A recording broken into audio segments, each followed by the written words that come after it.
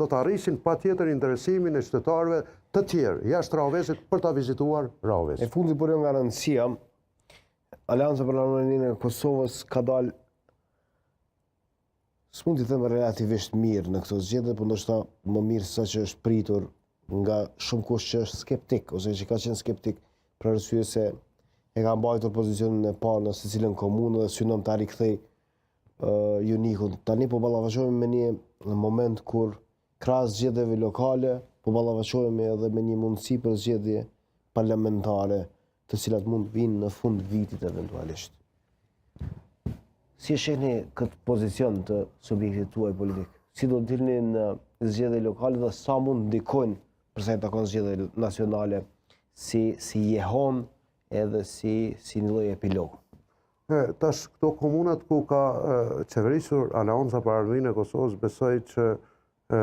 janë në prag të konfirmimit të fitores, është një betejë ma ndryshe e balotazhit një unik, shpresë ka, edhe mendoj që me 5 komuna që janë shembuj të mirë, eventualisht edhe me 6 komuna që janë shembuj të mirë në qeverisje lokale, Aleanca ka shpresë edhe mund të rritet